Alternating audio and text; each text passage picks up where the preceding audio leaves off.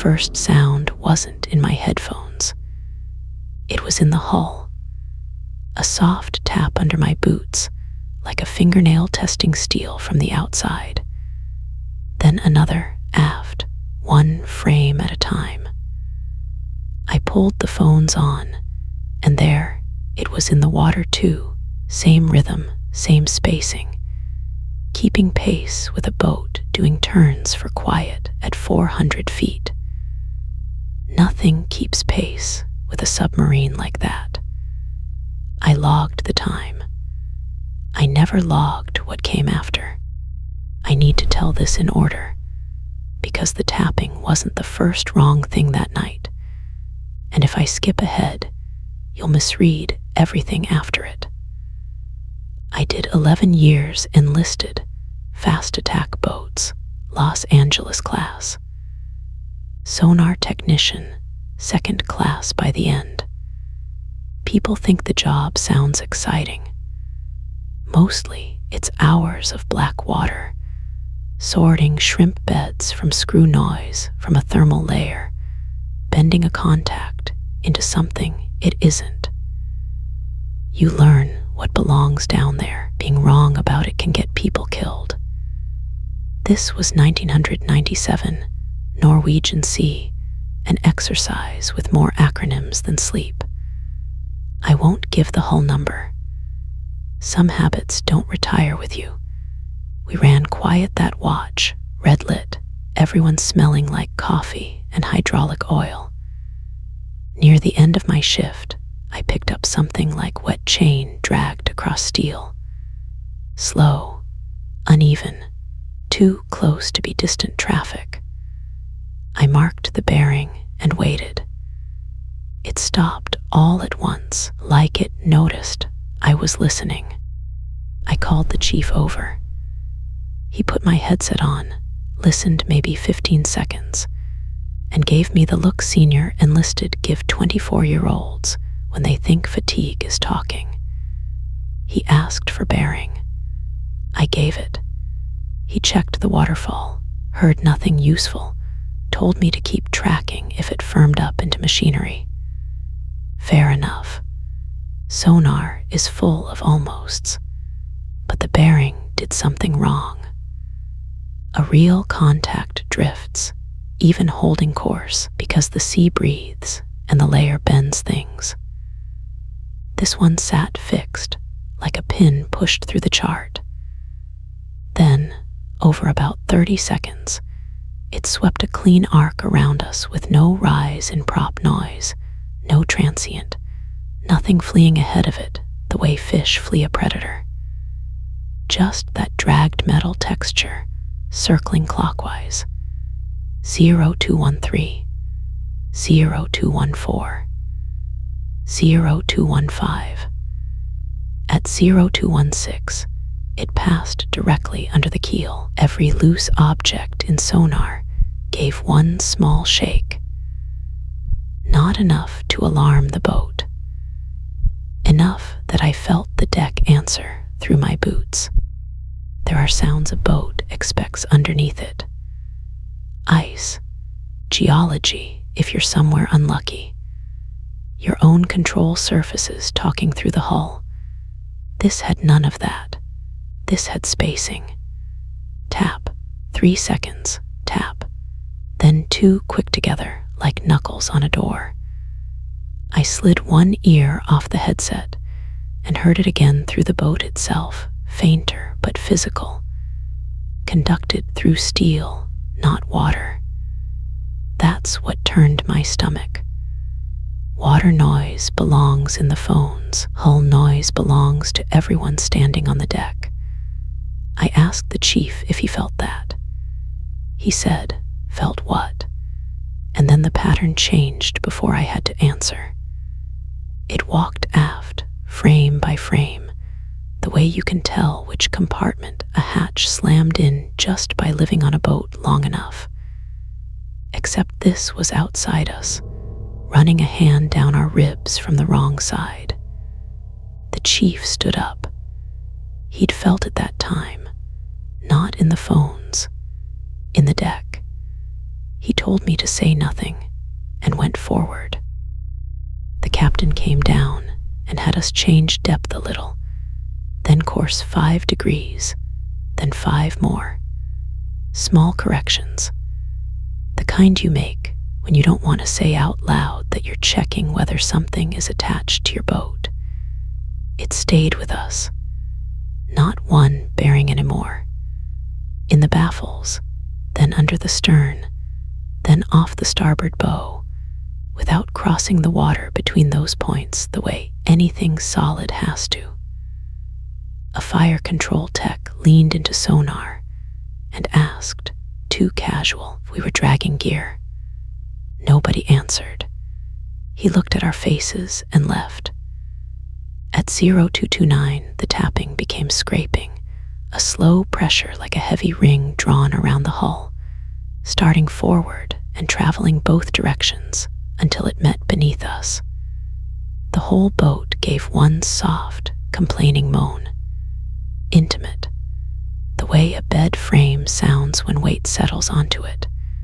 Then something new came through the phones. Breathing, not human, too wet, too broad.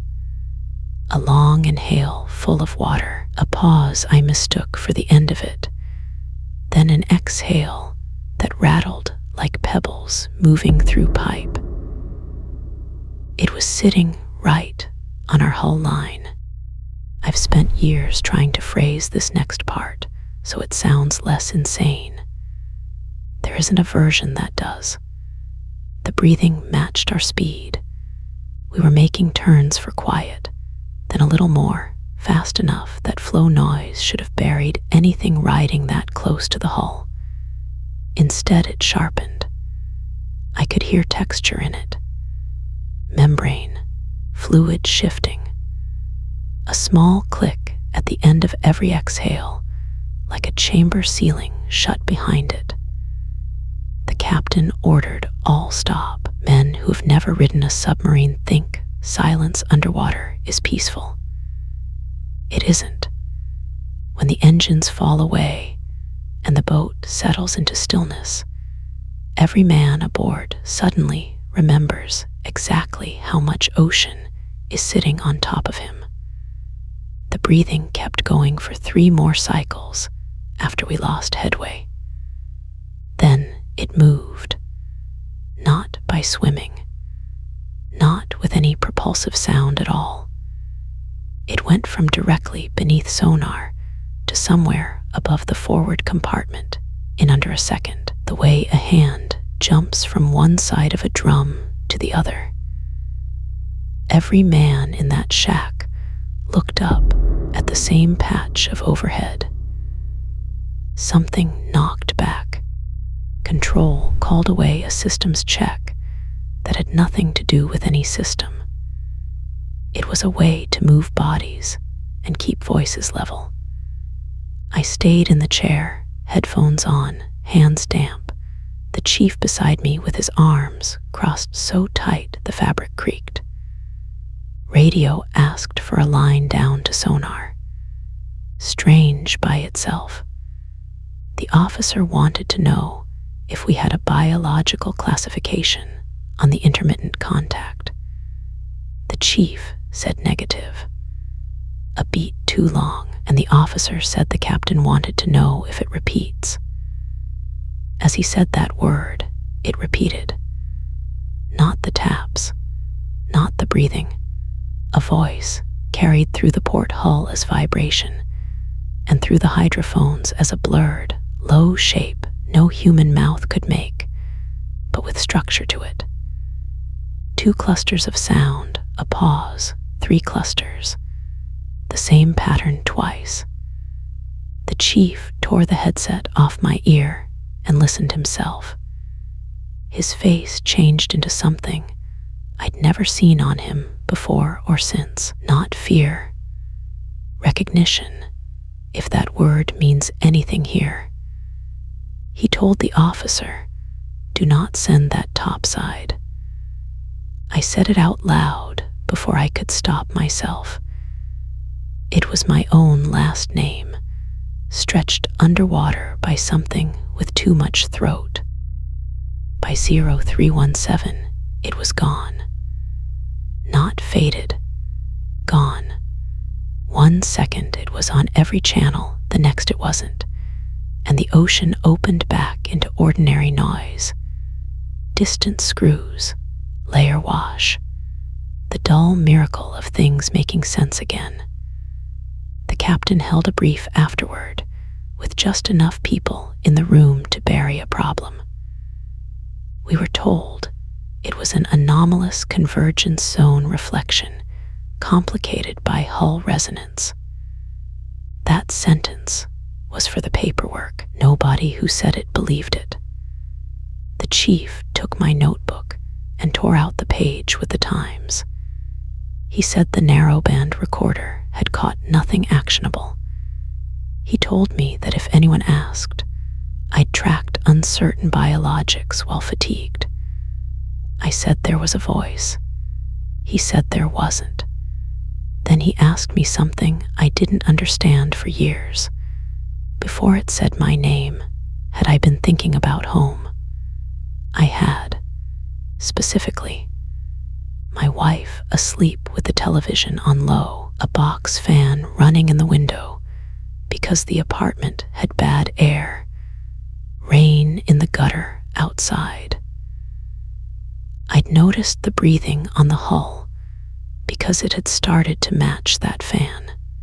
The chief went pale and told me to get out of the room. I retired in 2008. The chief died before that, cancer, and at his funeral I almost asked his widow if he slept with a fan running. I didn't. A year later, too much bourbon and not enough sense, I requested what records I could. Most came back blackbarred or thin. One page shouldn't have been there at all. A maintenance note, 3 months before our patrol, different ocean, different watch section, same hull, attached to a complaint about unexplained hull-transmitted noise near frame 72.